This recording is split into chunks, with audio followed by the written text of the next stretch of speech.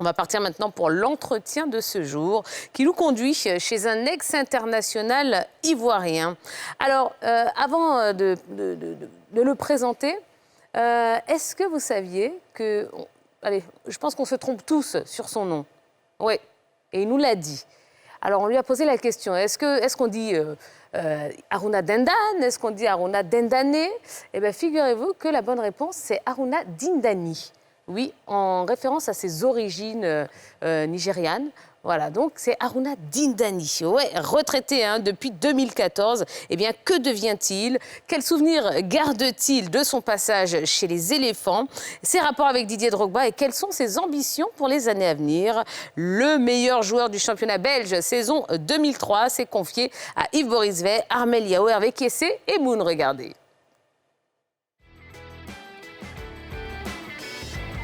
Il a fait les beaux jours des éléphants de Côte d'Ivoire à l'époque de la génération dorée. C'était un dribbleur fou. Ce joueur, c'est Aruna Dindan.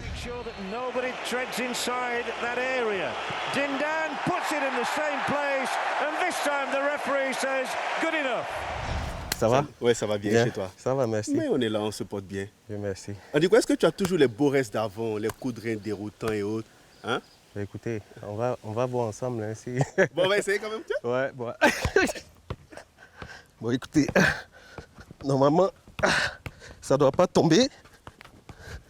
Mais la technique, de toute façon, il y a une chose, la technique, on ne la paie jamais.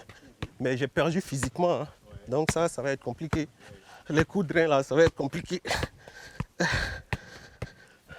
Voilà.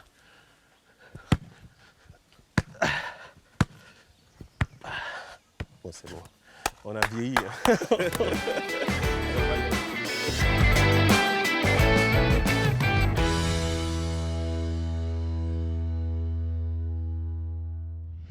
On ouvre le premier chapitre de cet entretien par votre carrière internationale. Vous rappelez-vous de votre première sélection? C'était contre le Rwanda. Au Rwanda, donc ça, je ne l'oublierai jamais, peut-être, pardon. Voilà. En 2006, la Côte d'Ivoire joue la finale de la CAN et participe à la Coupe du Monde. C'était quoi l'ambiance? C'est une page de l'histoire du foot en Côte d'Ivoire qu'on a écrit parce que c'était la première fois qu'on se qualifiait pour une phase finale de Coupe du Monde. Donc l'ambiance était magnifique. Lors de la Coupe du Monde 2006, la Côte d'Ivoire est éliminée au premier tour, mais tous les observateurs du football saluent votre performance. En tant que joueur, vous avez ressenti quoi?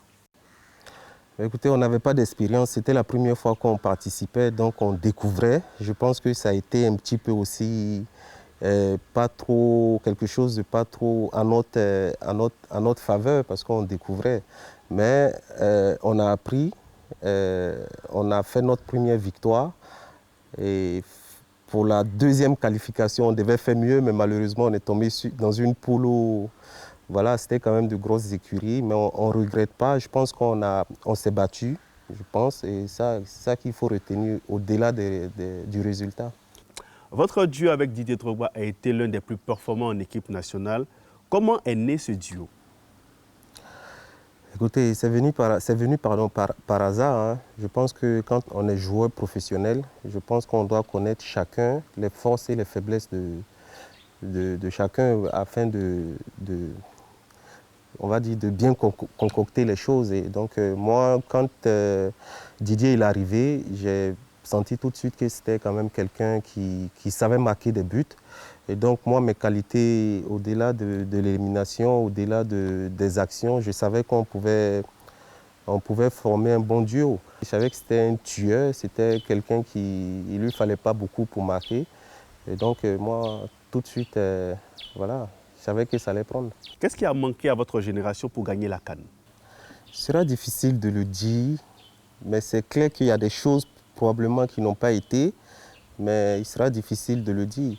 Et comme je dis, voilà, pour ma part, gagner aussi une CAN, je pense qu'il faut, c'est pas forcément des meilleurs joueurs, mais c'est quand même, c'est un groupe bien soudé qui peut gagner une CAN. Je ne dis pas que c'est le cas, mais je pense quand même qu'il y a eu des manquements. C'est pour ça qu'on n'a pas... En tout cas, si ça doit s'expliquer comme ça, je pense peut-être qu'on a eu des manquements. Vous avez évolué à Portsmouth, à Lens, à Anderlecht. Êtes-vous satisfait de votre parcours en club? Oui, je suis satisfait. sans hésitation. Je suis très content pour ce que j'ai fait.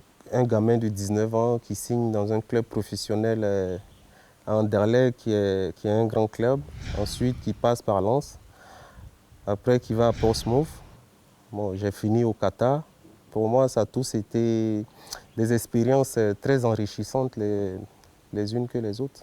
Depuis quelque temps, on vous voit avec l'équipe nationale. C'est quoi votre rôle véritablement? Il est purement sportif.